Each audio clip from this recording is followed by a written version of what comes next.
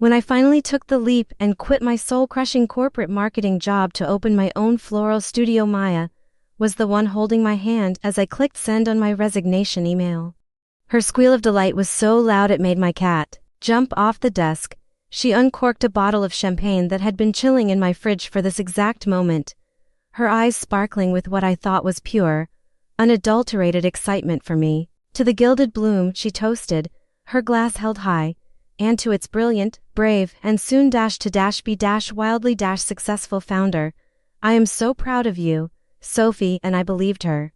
Of course I did. Maya wasn't just my best friend, she was my other half, the anchor to my drifting boat. We had been inseparables since we were assigned as roommates in our freshman year of college. A decade of shared secrets, late-night study sessions, terrible haircuts, and epic heartbreaks. She was the one I called at 3 a.m. when a panic attack hit, the one who knew my coffee order by heart, the one who could finish my sentences. She knew the architecture of my dreams because she had helped me draw the blueprints. The dream of the gilded bloom was one we had sketched out on countless cocktail napkins and tear-stained journal pages. It was my escape plan from a world of spreadsheets and soulless branding campaigns. I wanted to create a space that was more than just a flower shop. I wanted it to be an experience, a place of beauty and artistry, where every arrangement told a story. I poured my life savings, my heart, and every ounce of my courage into this venture. It was terrifying. Maya was my rock through it all. She had a background in finance, a world I found both mystifying and intimidating, and she offered to be my unofficial business advisor. She helped me build my financial projections, review my lease agreement, and set up my accounting software. You just focus on the pretty stuff, Soph, she'd say, tapping away at her laptop at my kitchen table. Let me handle the boring numbers. We're a team. We were a team, or so I thought. She came with me to the wholesale flower market at dawn, her enthusiasm a welcome jolt of caffeine. She helped me paint the walls of my new studio a perfect shade of moody green. She even helped me interview my first and only employee, a sweet young botany student named Clara. Every step of the way, she was right there, my biggest cheerleader, my most trusted confidant. I gave her a key to the studio. I gave her the password to my business bank account. I gave her my proprietary list of suppliers, the unique growers I had spent months researching. I shared my secret vision board, the one filled with ambitious plans for workshops, corporate clients, and weddings. I trusted her with the fragile, beating heart of my dream. She stood by my side, a pillar of unwavering support. She held my hand, she dried my tears, she celebrated my tiny victories. She looked me in the eye and told me she believed in me, and all the while, she was taking careful notes. All the while, she was sharpening the knife, and I was so blinded by my love for her, so grateful for her presence, that I never once saw the blade she was hiding behind her back. The first few months of the gilded bloom were a beautiful, chaotic whirlwind. The neighborhood embraced my little shop with an enthusiasm that brought tears to my eyes. People would stop in not just to buy flowers, but to chat, to soak in the atmosphere, to watch me work at the large wooden table that served as my main design station. I was exhausted, perpetually covered in a fine layer of pollen, but I had never been happier. Maya was a constant presence. She'd drop by on her lunch breaks, bringing me coffee and gossip from her own high-powered finance job. She'd help me clean up at the end of a long Saturday, her sleeves rolled up, laughing as we swept piles of discarded leaves and stems into the bin. You're a natural at this, you know, she said one evening as I put the finishing touches on a dramatic, moody arrangement for a new client. You have a vision that no one else has. Her praise was like sunlight to me. I soaked it up, let it fuel me through the long hours and the stress of being a new business owner. Her belief in me felt like a safety net. The first sign of trouble was so small I almost missed it. I had submitted a proposal for a large corporate event, a major law firm's annual gala. It was a huge opportunity, the kind of contract that could put my business on the map. My proposal was unique, centered around a concept of deconstructed elegance, using rare, architectural flowers and foraged greenery. It was a reflection of my signature style. Maya had helped me put the final budget together. You need to be aggressive with the pricing, Soph, she'd advised. Show them you're providing value. Don't price yourself out of the running. I'd taken her advice, trimming my margins thinner than I was comfortable with. A week later, I received an email from the firm, They had gone with another vendor. The rejection was a blow. I called Maya immediately, my voice thick with disappointment. I didn't get it, I said. The law firm gig, they went with someone else. Oh honey, no. She said, her voice dripping with sympathy. That's awful, their loss. Their gala will probably be filled with boring roses and baby's breath. You're too good for them anyway. Her words were a comfort, a soothing balm on my bruised ego. We spent the evening drinking wine and badmouthing corporate taste. She made me feel better. She always did. A few weeks passed. One of my regular customers, a sweet woman who worked as a paralegal at the very same law firm, stopped by the shop. Oh Sophie, I was so sad you didn't get our gala contract, she said, admiring a bunch of deep purple fritillaria. Your proposal was so beautiful. You saw it? I asked, surprised. Yes, my boss showed it to me. Honestly, we all thought you were a shoo-in. But then this other new studio Petal came in with a proposal that was, well, it was almost identical to yours. My blood ran cold. Identical? Well, very similar, she clarified. The same deconstructed elegance concept. Some of the same rare flowers. But their quote was just a fraction lower than yours. The partners are all about the bottom line. You know, it was a shame. Their final work was nice, but it didn't have the artistry I saw in your sketches. I felt a strange, dizzying sensation. A new studio Petal. I had never heard of them. And how could their proposal be so similar to mine? It had to be a coincidence, a bizarre, unlucky coincidence. That's really weird, I said, forcing a smile. When she left, I immediately went to my computer and searched for Petal Floral Design. A sleek, professional website popped up. It was a new studio, just as the woman had said. Their aesthetic was minimalist, modern, and, disturbingly, familiar. It was like a watered-down / less soulful version of my own. I scrolled through their gallery, a knot of unease tightening in my stomach. There was no single design that was a direct copy, but the overall feeling, the choice of certain unique flowers, the way they paired textures, it was all eerily close to my signature style. The style I had shared in confidence with my best friend. No, I told myself firmly. Don't be paranoid. There are trends in floral design. Maybe we just have similar taste. It was a coincidence, it had to be. But as I closed my laptop, the knot of unease remained. It was a tiny seed of doubt, planted in the fertile ground of a stolen opportunity. A seed that would soon sprout into a poisonous vine, choking the life out of the trust I held so dear. After the law firm incident, I tried to push my suspicions away. I told myself I was being paranoid, stressed out by the pressures of my new business. Maya was my best friend. She would never do anything to hurt me. To even consider it felt like a betrayal on my part, so I doubled down on my trust in her. When I landed a small wedding, my first one, I celebrated with her. I showed her my detailed mood board. The sketches for the bridal bouquet, the specific combination of garden roses and delicate clematis I was planning to use. It's breathtaking, Suf. She breathed, looking over my shoulder. The bride is going to lose her mind. You're going to be the next big thing in wedding florals. Her encouragement was exactly what I needed to hear. I let her reassurances wash over me, drowning out the quiet, nagging voice of doubt. A few weeks before the wedding, the bride called me in a panic. Sophie, I am so sorry about this, she said, her voice trembling. But we have to cancel the floral contract. Cancel, I repeated, my stomach plummeting. Is everything okay with the wedding? Oh, the wedding is still on, she said quickly. It's just, my mother-in-law. She's very traditional, and she offered to pay for the flowers as her gift, but only if we use her pref. Red vendor. I'm so sorry, your designs were a dream.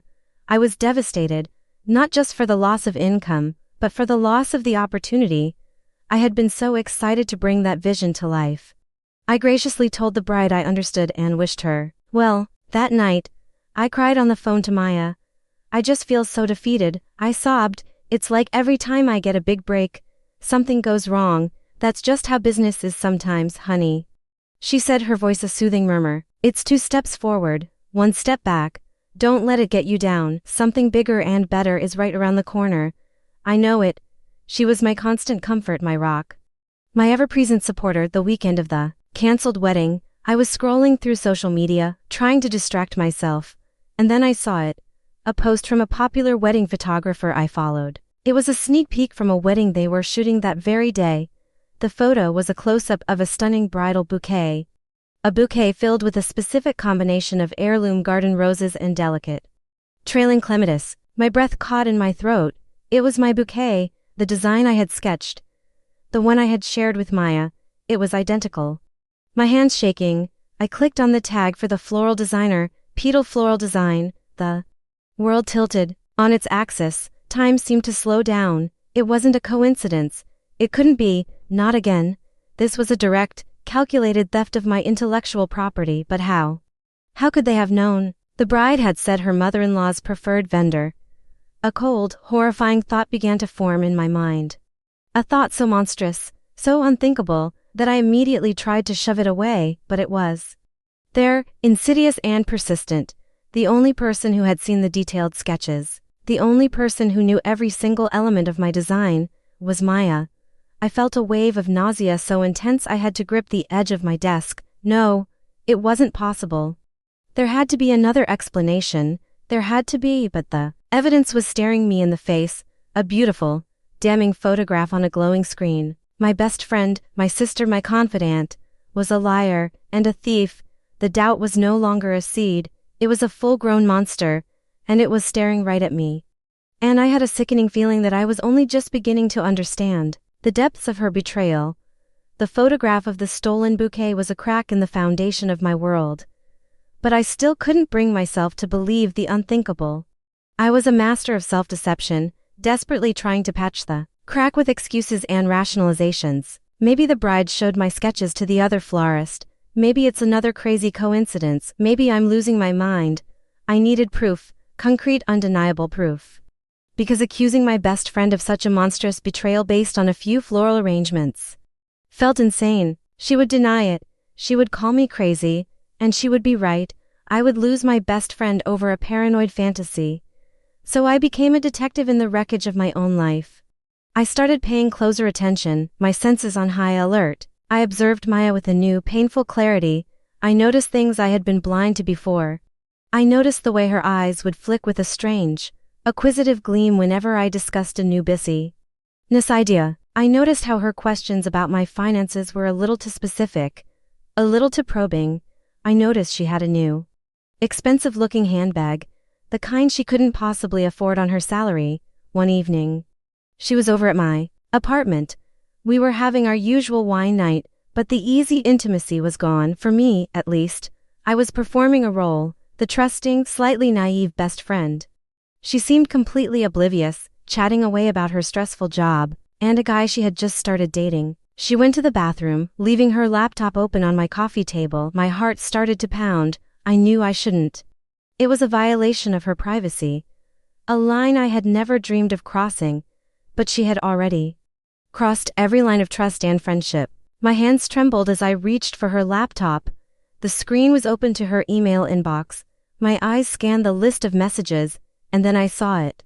An email thread with the subject line, Gala follow-up. The sender was a name I recognized from the law firm that had rejected my proposal. With a sense of dread so profound it made me feel sick, I clicked on the thread. The emails laid it all out in cold, black and white text.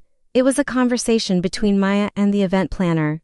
Maya, using a pseudonym and an email address for Petal Floral Design, had submitted her proposal my proposal days after I had. She had attached my own sketches, slightly altered, with a different logo slapped in the corner. She had undercut my price by a precise 10%, as discussed. One of her emails read, "We can offer a more competitive rate by sourcing from more cost-effective suppliers." She was using my designs, my concepts, and then undercutting me by using cheaper flowers. It was a complete, systematic sabotage. But the final email in the thread was the one that broke me. It was from the event planner to Maya. "Thank you for your discretion in this matter. Jessica, it was a pleasure working with you. I do feel a bit guilty about your friend Sophie, but business is business. Let me know when you're ready to launch publicly. I have a few other clients I can send your way, Jessica." The name hit me like a physical blow. My mind reeled. I scrolled back up, my eyes frantically searching. No, Maya's name was nowhere. The owner of Petal, the woman who had been emailing the client, was named Jessica. Who was Jessica? Was Maya working with someone? It didn't make sense. And then, a memory surfaced. A detail so small and insignificant I had almost forgotten it. A few months ago, Maya had been complaining about a new hire at her firm, a junior analyst who was ambitious and a total shark in Maya's words. Her name was Jessica. The pieces clicked into place with a horrifying, sickening finality. Maya wasn't the owner of Petal. She was the mole, the inside woman. She was feeding my ideas, my designs, my pricing structures to her new friend, her partner in crime. They were building a business on the back of my creativity, my hard work, and my trust. She hadn't just stabbed me in the back. She had orchestrated a conspiracy against me. She had stood by my side, comforting me through the failures that she herself had engineered. Every word of sympathy, every encouraging smile, had been a lie, a cruel, calculated performance. I heard the toilet flush. I clicked out of the email thread and pushed the laptop away just as she walked back into the room, humming a cheerful tune. She saw the look on my face and her smile faltered. "Suf? What's wrong? You look like you've seen a ghost." I looked at her, at the woman I thought I knew better than anyone, but she was a stranger, a monster wearing the face of my best friend. I said. My voice a hollow whisper, "I just saw yours."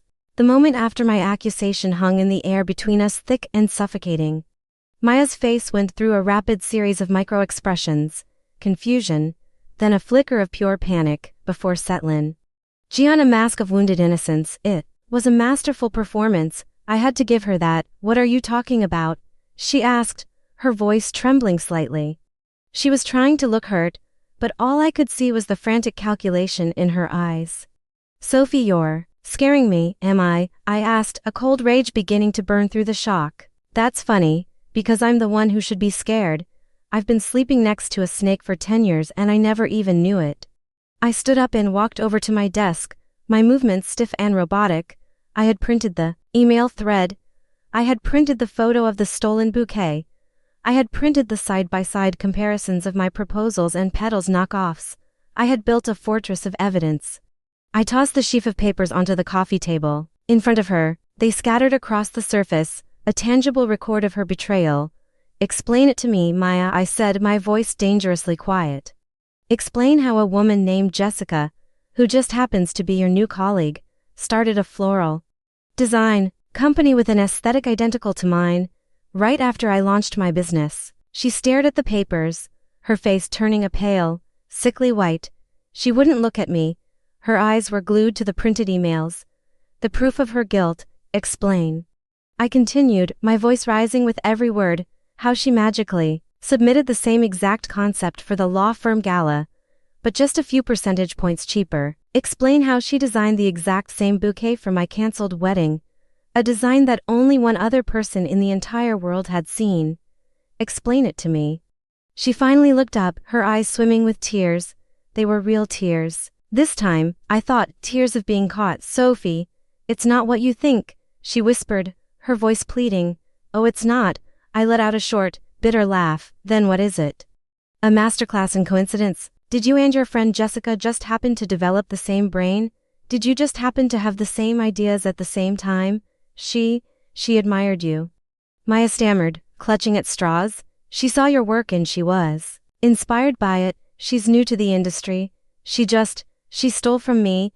I cut her off, my voice like ice. "And you let her?" "No, not just let her. You helped her. You fed her my ideas, my pricing, my suppliers. You sat here in my home, drinking my wine, and you comforted me over the failures you engineered." The truth of it, spoken out loud, was so monstrous it almost choked me. The depth of the deception was unfathomable. Every shared secret, every moment of vulnerability, had been weaponized against me. "Why?" I whispered, the rage momentarily giving way to a raw aching pain. That was the question that haunted me. "Why? I loved you, Maya. I trusted you with everything. We were sisters. Why would you do this to me?" Her facade finally crumbled. The mask of innocence fell away, revealing the ugly, twisted truth underneath. Her face contorted in a way I had never seen before, a mixture of shame, anger, and something that looked terrifyingly like resentment. "Because you always get everything." She finally spat, the words venomous. "You always have. The perfect grades in college, without even trying. The parents who adored you. The easy charm that makes everyone love you. And then this perfect little flower shop. Your little dream life, all tied up with a pretty ribbon. She stood up, her fists clenched at her sides. I have worked my ass off in a soulless finance job that I hate, while you get to play with flowers all day. You don't know what it's like to really struggle, to really fight for something. You just float through life and everything falls into your lap. I stared at her dumbfounded. The jealousy, so deep and so toxic, was something I had never once suspected. She hadn't seen my fear, my risk, the life savings I had poured into my dream. She had only seen my success as a personal affront to her own perceived failures. So this was what payback? I asked, my voice trembling. You decided to burn my life down because you weren't happy with yours. I just wanted something for myself, she cried. Jessica saw an opportunity, a gap in the market. We were going to be partners. It was supposed to be my turn to have the dream life. By stealing mine, I screamed, the sound tearing from my throat. You are a parasite, Maya, a pathetic, jealous parasite. You didn't build anything. You just latched onto me and tried to suck the life out of what I had built. I pointed to the door, my hand shaking with rage. Get out, I said, my voice low and dangerous. Get out of my house. Get out of my life, and if I ever see you or your little partner in crime anywhere near my business again, I will destroy you. I have the proof, and I will use it. She stared at me, her mouth opening and closing like a fish. There was nothing left to say. The truth was out, ugly and irreparable. She grabbed her purse and her coat and stumbled out of the apartment, slamming the door behind her. I was left alone in the ringing silence, the scattered papers on the coffee table a testament to the destruction. The sister I had loved was gone. In her place was a stranger I had never known, and the pain of that betrayal was a wound so deep, I wasn't sure it would ever heal. The aftermath of the confrontation was a deafening silence. The person I would have normally called to dissect such a life-altering event was the very person who had caused it. The absence of Maya was a phantom limb, a space I kept reaching for out of habit, only to be met with the painful reality that she was gone, and she hadn't just left, she had been surgically, brutally amputated. I spent the first few days in a fog of pure shock. I went through the motions of running my shop, arranging flowers with hands that felt clumsy and disconnected from my body. My employee, Clara, would look at me with concerned eyes. Sophie, are you okay? She'd ask. I would just nod and force a smile, unable to articulate the cataclysm that had occurred. How do you explain that your best friend, your chosen sister, was a saboteur, that the foundation of your life was built on a lie? The words felt too insane to say out loud. The anger came next, a hot, righteous fury that burned through the shock and grief. I was furious at her for her betrayal, for her jealousy, for her weakness, but I was also furious at myself. How had I been so blind? How had I missed the signs? Her resentment, her bitterness, it must have been there all along, simmering beneath the surface of our friendship. Had I been so caught up in my own world that I hadn't noticed her pain? The question haunted me. But then I would remember the calculated nature of her deceit, the stolen designs, the comforting lies, the manipulation. This wasn't a momentary lapse in judgment. This was a long-term, premeditated campaign of destruction. My blindness wasn't a fault. It was a testament to my trust in her. A trust she had exploited with surgical precision. My first act of reclamation was to change the locks on my studio. The simple act of hiring a locksmith and watching him replace the barrel felt like an exorcism. I took back the key I had so freely given her. Next, I changed every password, my business bank account, my social media, my supplier portals. With each new password I created, I felt like I was rebuilding a wall, a necessary fortification, around the life she had so easily infiltrated. Then came the hardest part. Dealing with Petal. My first instinct was to follow through on my threat, to hire a lawyer and send a cease and desist letter, to expose them publicly. The anger in me craved that kind of scorched earth justice. I spent an entire weekend drafting an email to a lawyer, compiling all my evidence, but as I was about to hit send, I paused. What would that really accomplish? A long, expensive legal battle, a messy public drama that would drain my energy and my finances. It would keep me tied to her, chained to her betrayal. It would make her the center of my story, just when I needed to write her out of it completely. Vengeance was a tempting poison, but I realized it would hurt me just as much as it would hurt her. My best revenge wouldn't be destroying her new venture, It would be making mine so successful that hers became an irrelevant, pale imitation. My best revenge would be to thrive. So I chose a different path. Instead of attacking them, I focused on protecting myself. I had to pivot, to innovate, to make my work so uniquely mine that it couldn't be easily copied. I stopped posting my newest, most innovative designs on social media until after they had been delivered to a client. I became more guarded with my creative process. The open book vulnerability that had once been my nature was replaced by a more cautious wisdom. The wound she had left had become a scar, and that scar was a reminder to be more careful. I threw myself into my work with a renewed ferocity. My designs became bolder, more experimental. The pain I was feeling, the anger, the grief, it all found its way into my arrangements. I created pieces that were dark and moody and heartbreakingly beautiful. My art became my therapy, the one place where I could process the ugliness of what had happened.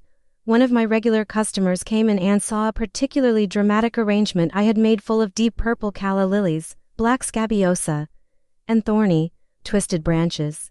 "My goodness, Sophie," she said, her eyes wide, "that's intense. It's like a beautiful, tragic poem." A beautiful, tragic poem.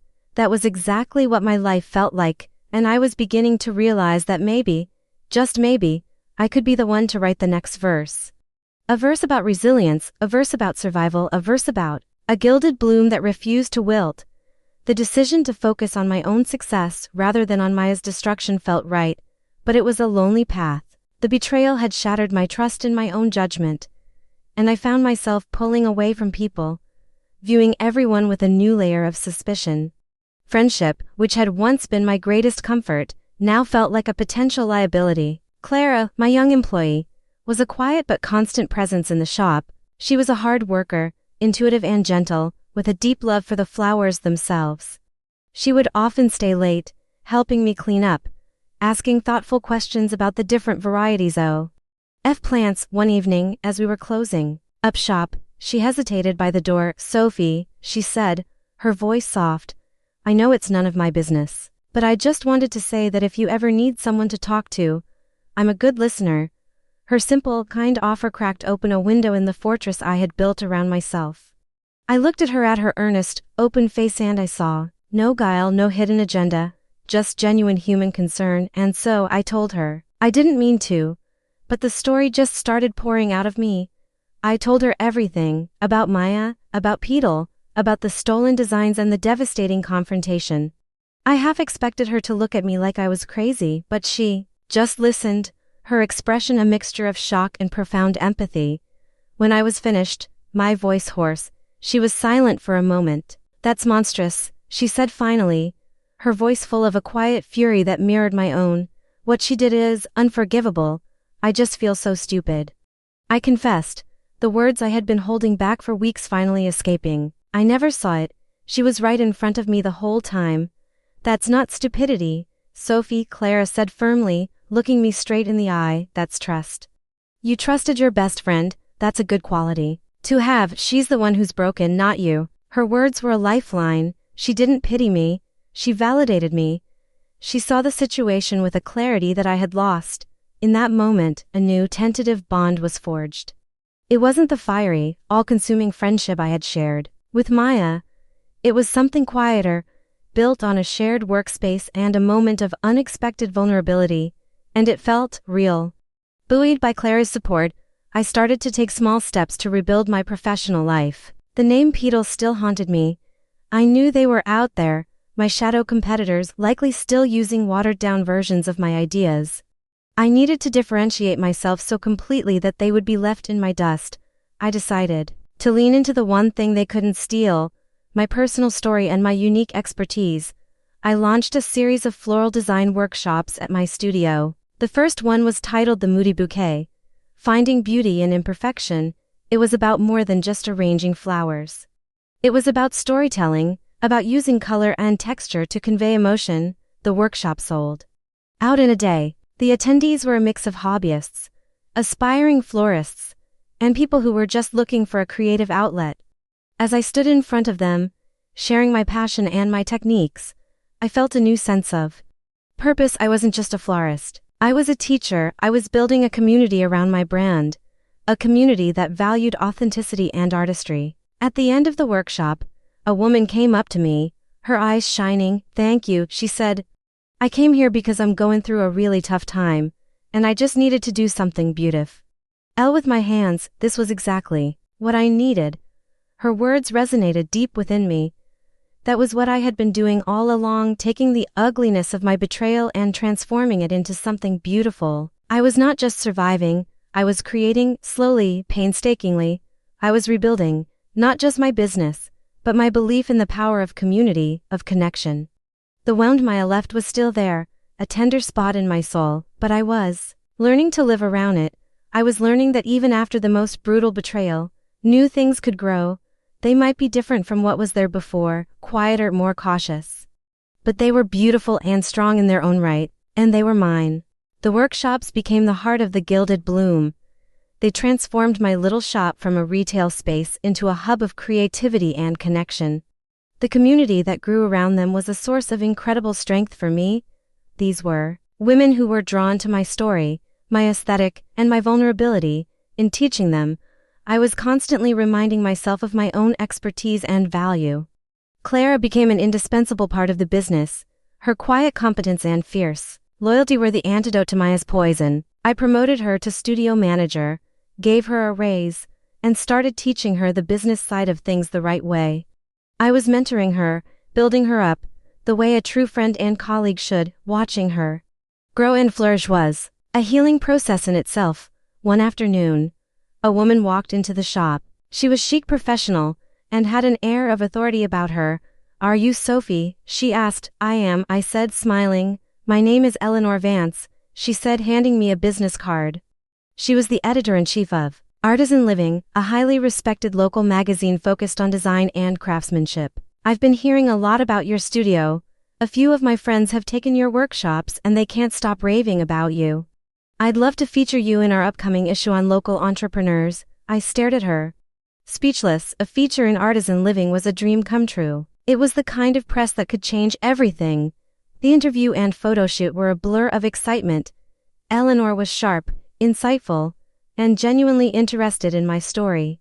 I found myself opening up to her, not about the gritty details of the betrayal, but about my philosophy, my passion for storytelling through flowers, and my journey as a creative entrepreneur. When the magazine came out a month later, I was on the cover.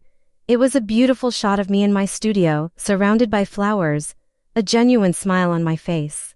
The article was a 4-page spread, filled with gorgeous photos of my work and my studio. The headline read, "The Gilded Bloom, How Sophie Hayes is Redefining Floral Design with Heart and Soul." The response was instantaneous and overwhelming.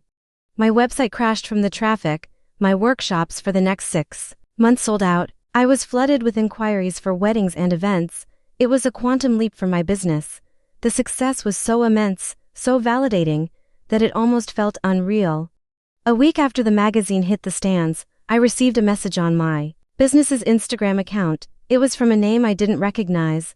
The message was short. "I saw the article. You look happy." "I'm glad." There was no name signed, but I knew. My blood ran cold. It was Maya. Her attempt to reach out, to insert herself back into my narrative, was so typical of her. It was a quiet bid for absolution, a way for her to tell herself that things were okay between us. I stared at the message for a long time. The old me would have been thrown into a tailspin. The anger, the pain, it all would have come rushing back. But I was different now. I was stronger. Her message didn't feel like a threat. It felt pathetic. It was the ghost of a person who no longer had any power over me. She was a spectator to my life, not a participant. I thought about all the things I could say. I could unleash the fury I still felt. I could send back a cold, cutting reply. I could ignore it completely. Instead, I did something else. I typed a simple reply, one that was not for her but for me. It was the final word, the closing of the book. I am happy. It was the truth, a profound, hard-won truth. My happiness was no longer a reaction to her or in spite of her. It had nothing to do with her at all. It was mine. I had built it, nurtured it, and defended it. I blocked her account immediately after sending the message. It was not an act of anger, but an act of peace. A final closing of a door that should have been locked long ago. She was out, for good, and I was free. The feature in artisan living catapulted the gilded bloom to a new level.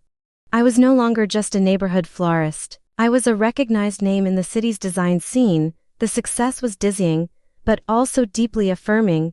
It was proof that my decision to focus on my own path had been the right one. I had built a brand so strong and authentic that it was immune to imitation. With the influx of business, I had to expand. I hired another part-time designer to help Clara and me with the day-to-day orders, freeing me up to focus on the big-picture projects and the workshops that had become my signature. Our little team was a joy to work with, a small group of women who were passionate, supportive, and completely trustworthy. The atmosphere in the studio was one of collaboration and mutual respect, a stark contrast to the toxic dynamic I had escaped. One person who had been a quiet but steady supporter throughout my journey was a local woodworker named Ben. He had a shop a few doors down from mine, and he had built the beautiful, rustic workbench that was the centerpiece of my studio. He would often stop by with a coffee for me in the morning, or just to say hello. He was kind, grounded, and had a quiet strength that I found incredibly comforting. He had seen me at my lowest, in the early days after Maya's betrayal, when my eyes were constantly red-rimmed and my smiles were brittle. He had never asked questions, but had always offered a simple, empathetic rough day that made me feel seen without feeling pitied. Now that my life had stabilized, our casual friendship began to slowly, naturally, blossom into something more. He invited me to a gallery opening for a friend of his. It was the first time I had gone on anything that felt like a date since before my life had imploded. I was nervous, but the evening was easy and fun. Ben was a wonderful conversationalist, and we discovered a shared love for old jazz music and spicy food. He looked at me with an admiration that was completely devoid of the possessiveness or jealousy I had experienced before. He was simply happy to be in my company. At the end of the night, he walked me to my door. "I had a really great time, Sophie," he said, his hands in his pockets. "Me too," I said, a genuine smile on my face. He hesitated for a moment, then said, "You know, I've watched you build this business from the ground up. You've been through a lot, and you've handled it all with so much grace and strength. You're really inspiring." His words hit me with the force of a revelation. He didn't see me as broken, or as a victim. He saw me as strong, as inspiring. He saw the woman I had become, not the girl who had been betrayed. It was a turning point for me. I realized that I was no longer defined by the wound Maya had inflicted. It was a part of my story. Yes, it had shaped me, hardened me, and ultimately made me stronger, but it was not the whole story. The story was about the woman who had built a thriving business from scratch, the woman who had created a community, the woman who had transformed her pain into art. I looked at Ben, at his kind, honest face, and I felt a flicker of something I hadn't felt in a very long time, a flicker of hope. A possibility of a new kind of connection, one built, not on a shared history of secrets, but on a foundation of mutual respect and admiration. "Thank you, Ben," I said, my voice soft. "That means a lot to me." I didn't invite him in. I wasn't ready for that, but as I closed the door, I leaned against it and smiled. I was healing. The scars were still there, but they were no longer tender to the touch.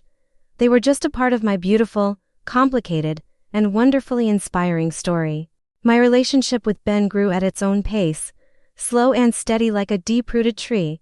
It was a stark contrast to the intense, all-consuming fire of my friendship with Maya.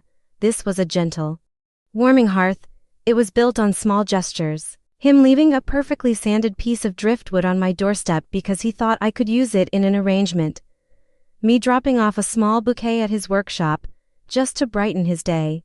He never pushed for more than I was ready to give. He understood, without me having to explain it in detail, that my trust was a fragile thing. He earned it day by day, with consistency, honesty, and a respect for my boundaries. He never made me feel like my caution was a flaw. He treated it as a reasonable response to a deep injury. One evening, we were having dinner at my apartment. I had cooked for him, something I hadn't done for anyone in a long time. The space felt warm and full of life. "My life, you know," he said, looking around the room. "I remember when you first moved into your shop. You were so fierce and determined, but there was a sadness in your eyes." I stopped eating, looking at him. "You saw that. I saw that you were fighting for something. he said gently, and I've watched you win. It's been a privilege to witness. Tears sprang to my eyes, but they weren't the hot tears of pain and betrayal I had shed over Maya. They were warm tears of gratitude. To be truly seen, to have my struggle and my triumph acknowledged so gently, was a gift. It was in that moment that I realized the true nature of betrayal's aftermath. Healing wasn't about forgetting, it was about integrating the experience into your story in a way that empowered you rather than diminished you. The betrayal had taught me a hard but invaluable lesson about discernment, about boundaries, and about the difference between performative support and real, quiet loyalty. Maya had taught me what friendship wasn't, my new community Clara, my workshop students, and now Ben was teaching me what it was. It wasn't about intensity and shared drama. It was about mutual respect, gentle support, and the simple act of showing up for one another, honestly and without agenda. A few months later, I was browsing a local business journal online when I saw an article that made my blood run cold for a split second. The headline was "Local Startup. Petal Closes Its Doors." The article was short and to the point. Petal Floral Design, which had launched a year and a half ago, had officially ceased operations due to creative differences between the founders and an inability to gain a foothold in a competitive market. I read the article twice. They had failed, their business, built on a foundation of theft and lies, had crumbled. A wave of something that felt like vindication washed over me, swift and hot. But it was quickly replaced by something else, a quiet, profound sense of closure. Their failure wasn't my victory was my own success, my own happiness, my own peace of mind. Their fate was irrelevant to my journey. It was simply the natural consequence of their own actions. A business built on a lie cannot sustain itself, because it has no soul, no authentic story to tell. I closed the browser tab. I didn't send the article to anyone. I didn't mention it to Ben or Clara. It was a piece of information that belonged to the past, and I was firmly rooted in the present. I went into my studio, the afternoon sun streaming through the windows. I picked up a handful of beautiful, resilient hellebores, sometimes called Lenten roses because they have the courage to bloom in the cold of winter. I began to arrange them, my hands moving with a confidence and grace that I had earned. I was not the victim of a betrayal. I was a survivor of one. I was a creator, a teacher, an entrepreneur. I was a friend. I was a woman who had stood in the wreckage of her life and had the courage to build something even more beautiful in its place. The Gilded Bloom was not just the name of my shop, it was the story of my life, something beautiful, gilded with the hard-won gold of resilience, that had bloomed in the face of darkness. And it was still blooming. The news of petals. Failure was like the final page of a book I had finished long ago. It confirmed a truth I already knew in my bones: authenticity and passion cannot be duplicated. A business built on stolen ideas is a house built on sand, destined to collapse under the weight of its own emptiness. My life, in contrast, felt more solid and real than ever. The Gilded Bloom was thriving, a testament to hard work and a clear, unwavering vision. My relationship with Ben was a source of deep comfort and easy joy. He was my partner in the truest sense of the word, someone who celebrated my strengths and supported me through my moments of doubt without ever trying to fix or change me. One day, Clara came to me with a proposal. She had developed a passion for sustainable floristry, researching eco-friendly mechanics and sourcing from local, organic farms. She wanted to launch a new branch of the Gilded Bloom, a dedicated green wedding and event service. She had a full business plan, complete with financial projections and a marketing strategy. As I looked at the detailed plan she had created, I saw a reflection of my own past. But the reflection was different. Clara wasn't coming to me as a competitor in disguise. She was coming to me as a loyal partner, wanting to grow with the business, not apart from it. She was offering her own unique vision to enhance the brand we had built together. "Clara, this is brilliant," I said, a genuine, proud smile spreading across my face. "This is exactly the kind of innovation we need. Let's do it. I want you to head this up. This is your baby." Her eyes lit up with a gratitude and excitement that was pure and untainted by jealousy. "Really?" she breathed. "Absolutely," I said. "I trust you completely," and the words felt true. The trust I had lost had been slowly, carefully rebuilt. Not the blind, naive trust of my youth, but a wiser, more discerning trust. I had learned to trust my instincts, to read the intentions behind people's actions. And my instincts told me that Clara was the real deal. She was loyal, hardworking, and had a good heart. Working with Clara to launch the new sustainable branch of the business was a profoundly healing experience. It was a do-over, a chance to engage in a true creative partnership. We collaborated on ideas, celebrated each other's successes, and navigated challenges as a team. This was what sisterhood in business was supposed to look like. The Gilded Green initiative was a huge success, attracting a new clientele of environmentally conscious couples and corporate clients. It set us even further apart from the competition, cementing our reputation as a forward-thinking, innovative brand. One afternoon, I received an email with a subject line that made my stomach clench for a brief second. A voice from the past. My finger hovered over the delete button, my heart rate quickening, but a morbid curiosity and a newfound sense of unshakable stability made me click it open. It was from Jessica, Maya's former partner in crime. The email was long and rambling, a messy confession disguised as an apology. She wrote about how the business had been a disaster from the start, how she and Maya were constantly at odds. She admitted they had used my ideas and that she had always felt guilty about it. She painted Maya as a manipulative and deeply unhappy person, blaming her for the failure of their venture. The email ended with a desperate-sounding plea for me to understand her side of the story. I read the email and felt nothing. No anger, no pity, not even vindication. It was just noise. The pathetic, desperate sound of a sinking ship.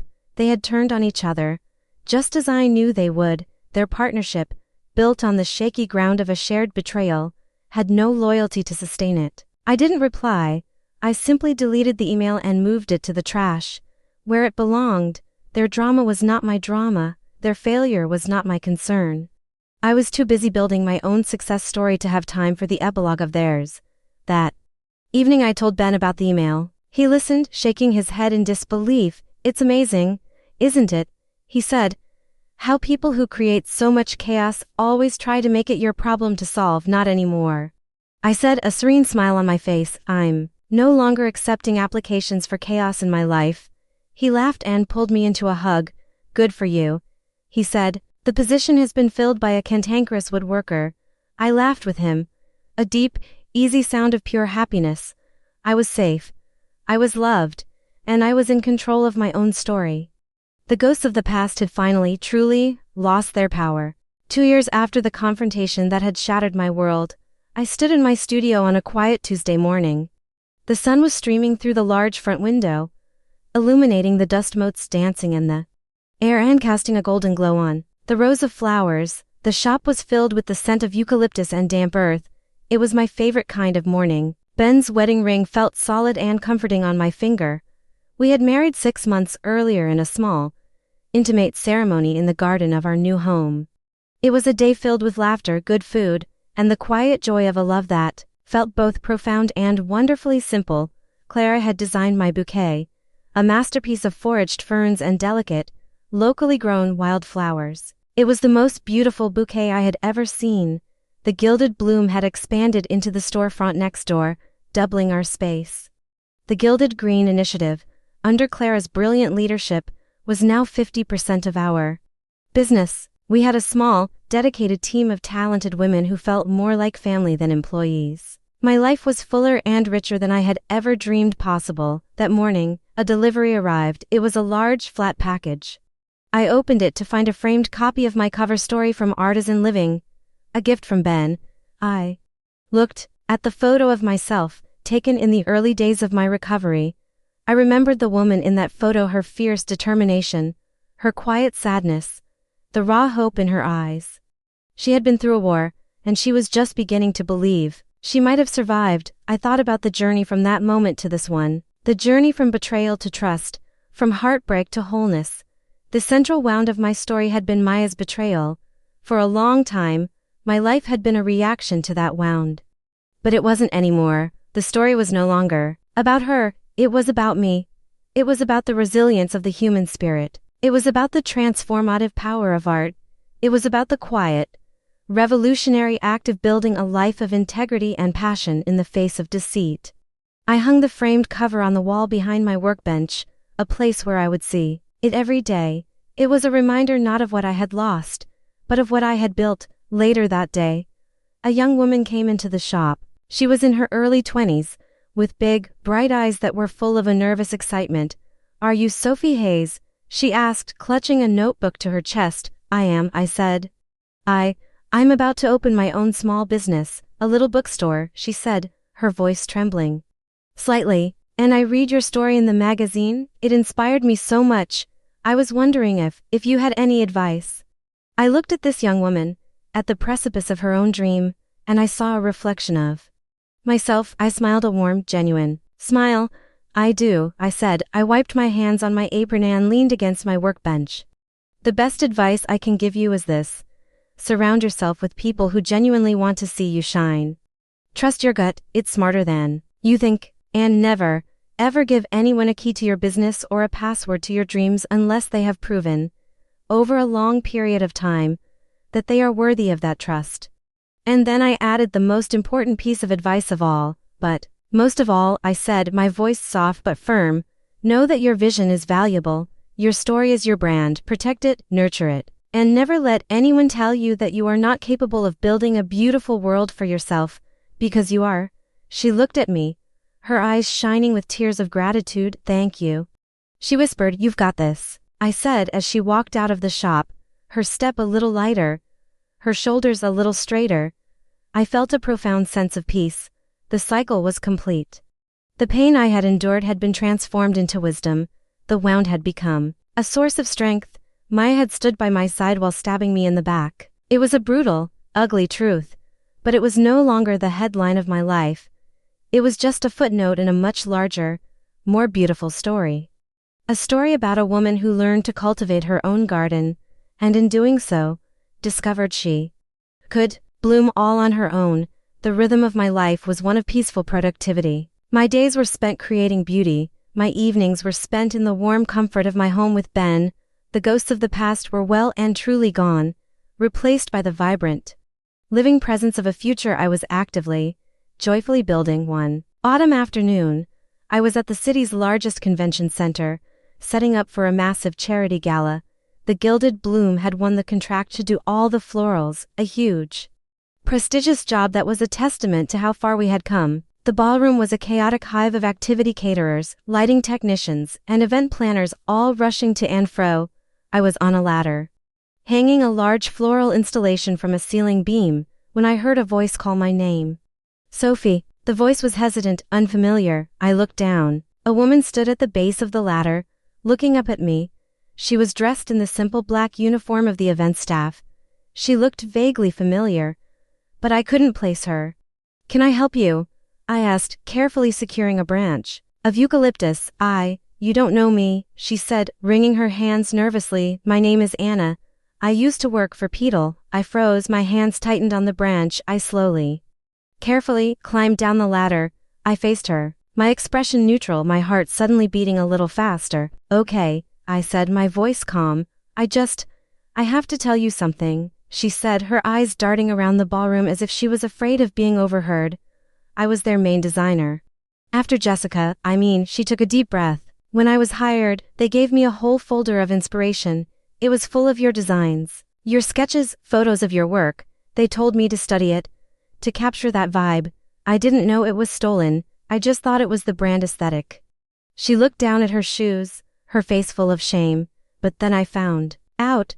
I figured out who you were, and I realized what they were doing. It was disgusting. I felt like a fraud every single day. That's why I quit. I couldn't be a part of it anymore. A lot of us couldn't, that's why the business failed. It had no integrity." She finally looked up at me, her eyes pleading. "I just wanted you to know," she whispered, "and I wanted to say, I'm sorry. On behalf of the people who worked there and didn't know any better. Your work is incredible. You're a true artist." I listened to her confession, and a strange sense of peace settled over me. This was a piece of the story I had never known, the collateral damage, the other people who had been caught in the web of Maya and Jessica's deceit. It wasn't just my story, it was theirs too. "Thank you for telling me that," I said, and I meant it. "It takes courage to say that. I've been following your career," she said, a small, shy smile on her face. "Watching you succeed has been really inspiring. You won the right way." She gave me a final, quick nod, and then she disappeared back into the chaos of the event staff. I stood there for a moment, processing her words. You won the right way. The universe had just sent me a messenger, a ghost from my past. Not to haunt me, but to deliver a final, validating truth. My victory wasn't just in my own mind, it was a tangible thing, recognized even by those who had been on the other side. I turned back to my installation, a renewed sense of purpose coursing through me. I looked at the beautiful, complex arrangement I was creating, a mixture of delicate blossoms, strong branches, and resilient greenery. It was a perfect metaphor for my life. It was proof that from a place of great pain, something of immense beauty and strength could be born. I climbed back up the ladder, my hands steady, my heart full. The work of creation continued. The work of living continued, and it was beautiful. The gala was a triumph. The ballroom was transformed into an enchanted forest. And my work was the talk of the evening. The charity raised a record amount of money.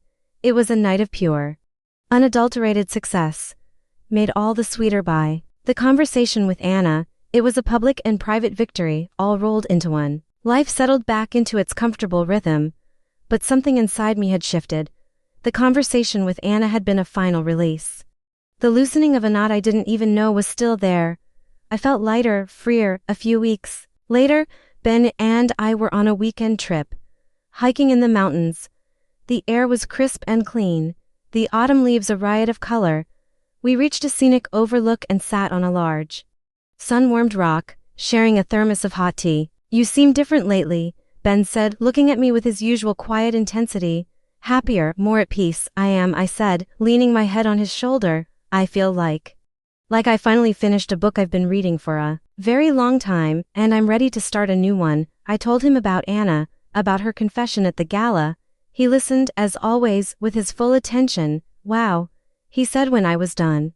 That's incredible. It's like the universe wanted to make sure you knew you were on the right path.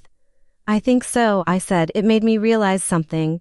For a long time, my story was about betrayal, about what was done to me, but that's not the real story. The real story is about what I did next. I sat up, my eyes shining with the clarity of the thought. The story is about building a business on integrity when the world showed me deceit. It's about choosing mentorship over jealousy. It's about creating a community when my most intimate friendship was a lie.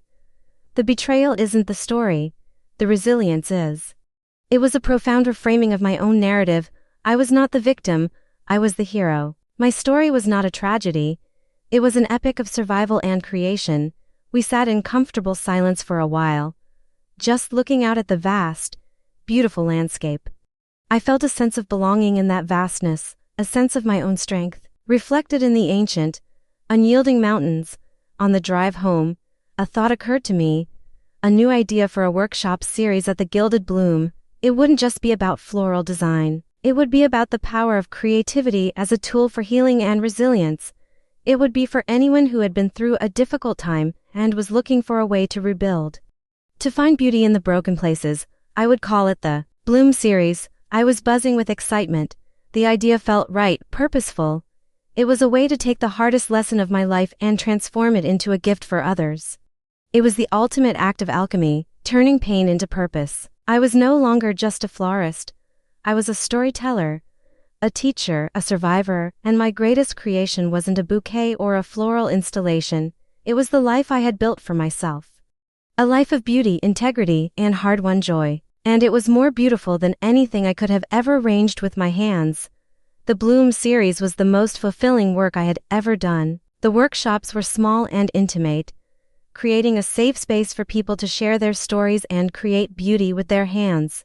We had people who were grieving a loss, going through a divorce, recovering from illness, or just feeling lost in their lives. The studio became a sanctuary, a place of quiet healing.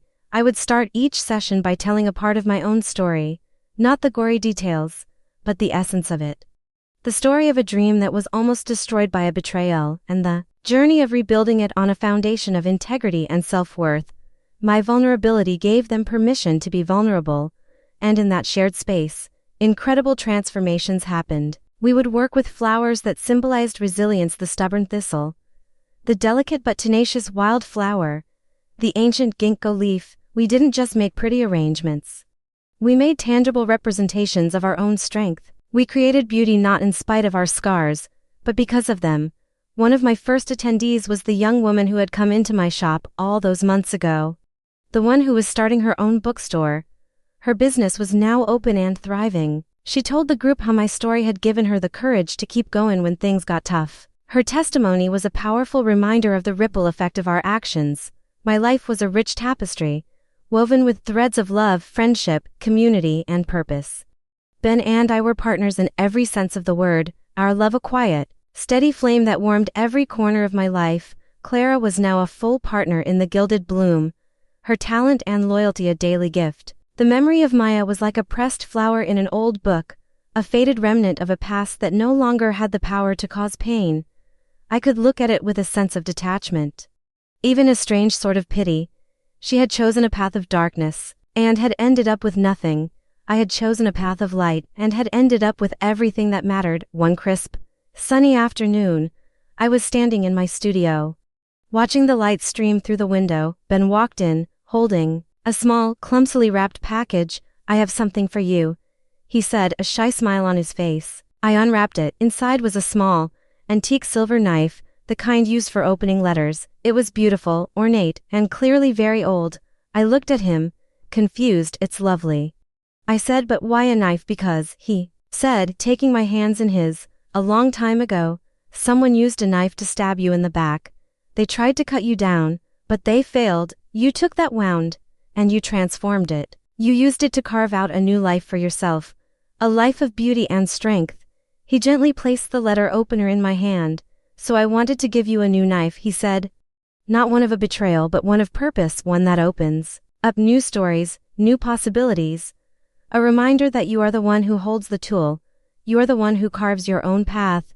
Tears streamed down my face as I looked at the beautiful, thoughtful gift. He understood. He saw the entire arc of my journey, the ugly beginning and the beautiful end. He saw the poetry in my pain. I looked around my beautiful studio, at the flowers, at the light, at the man I loved. I thought about the woman I was, the life I had created. Maya had stood by my side. Yes, she had held my hand and smiled at my face while her betrayal cut me to the core. It was the defining wound of my life, but a wound is also an opening for the light to get in, an opening for growth, an opening for something new and even more beautiful to bloom in its place. I had not just healed, I had bloomed, and the garden of my life was more vibrant, more resilient, and more full of love than I could ever have imagined. The knife hadn't destroyed me, it had, in the end, set me free.